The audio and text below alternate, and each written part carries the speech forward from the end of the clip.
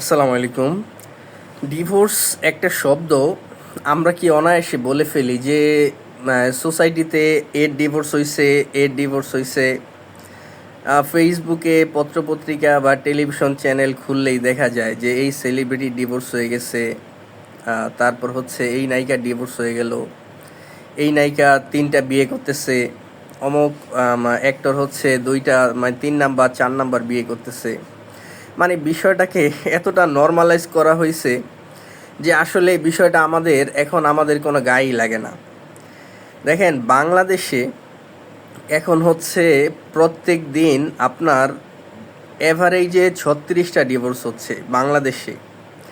ঢাকা শহরের কথা যদি হিসাব করি, ঢাকা শহরে প্রত্যেক দিন আপনার 40টা ডিভোর্স হয়। এটা হচ্ছে একেবারে রেজিস্টার্ড বা নিবন্ধিত যেই ডিভোর্স সেটা। এর বাইরে আনঅফিসিয়াল হচ্ছে আরও অনেক ডিভোর্স তো আছে, যেটা আসলে অনেক সময় আপনার বিভিন্ন মাধ্যমে হয়, যেটা লাইমলাইটে আসে না। তো আমাদের সোসাইটির যেই এই ডিভোর্সের যে প্রবণতাটা, এটা মানে মূলত কিভাবে, মানে এই রেডিক্যাল যে চেঞ্জ, এটা কিভাবে আসলো?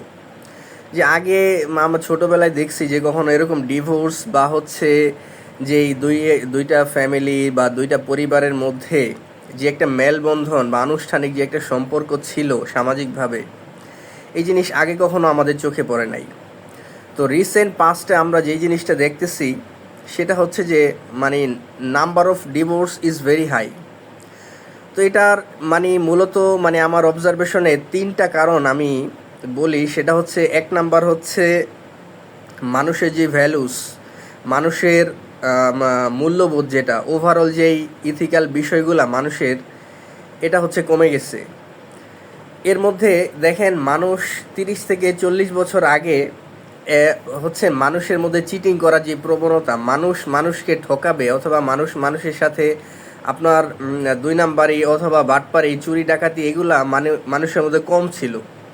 কিন্তু এখন আমাদের সোসাইটিতে একজন মানুষকে ঠকাবে অথবা একজন মানুষকে ডিপ্রাইভ করবে, এই জিনিসটার সংখ্যা খুবই বেড়ে গেছে। আগে মানুষের মধ্যে এই জিনিসের প্রবণতা খুবই কম ছিল, কিন্তু এখন দেখা গেল কি, একজন মানুষ, একটা ইয়াং ছেলে অথবা ইয়াং একটা মেয়ে, দেখা গেল যে 3 জন 4 জন অথবা 5 জনের সাথে সম্পর্কে ইনভলভ হচ্ছে। এবং মানে সোসাইটিতে এই বিষয়টা এমনভাবে হচ্ছে অ্যাকসেপ্ট করে নিছে যে মানে এটা একটা নর্মাল বিষয় হয়ে গেছে যে 2 জন 3 জন এটা একটা কমন বিষয়। ঠিক আছে, এটা হলো 1 নাম্বার বিষয়, যে মানুষের ইথিক্যাল ভ্যালুস, তারপর হচ্ছে নীতি নৈতিকতা মূল্যবোধ কমে গেছে। এখানে ধর্মীয় যেই প্রেক্ষাপট, ধর্মীয় বিষয়টা বিশালভাবে ইনভলভ। মানুষ ধর্মকর্ম থেকে যত বেশি সরে যাবে, তত বেশি মানুষের মধ্যে এই ধরনের প্রবণতা, ডিভোর্সের প্রবণতাটা বাড়তে থাকবে।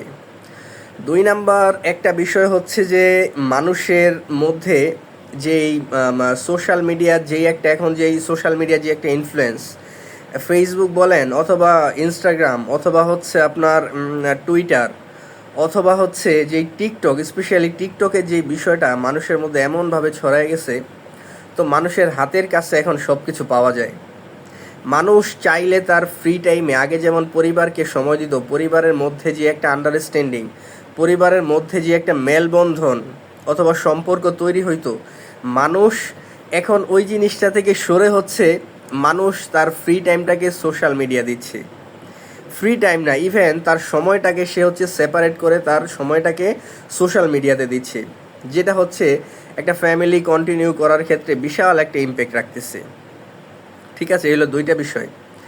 3 নাম্বার বিষয়টা হলো যে মানুষের অ্যাডজাস্টমেন্ট যেই কোয়ালিটিটা, আগে যেমন হচ্ছে মানুষ মানে অনায়াসে মানে অ্যাডজাস্ট করে ফেলতো এর সাথে, মানে হচ্ছে দেখা গেল যে আপনার হাজব্যান্ড ওয়াইফ দুইজনকে ইজিলি মেনে নিচ্ছে, যে মানে একটু সমস্যা হয়েছে বা হইলো যে হাজব্যান্ডের একটা বিষয় ওয়াইফ মেনে নেয়, ওয়াইফের একটা বিষয় হাজব্যান্ড মেনে নেয়।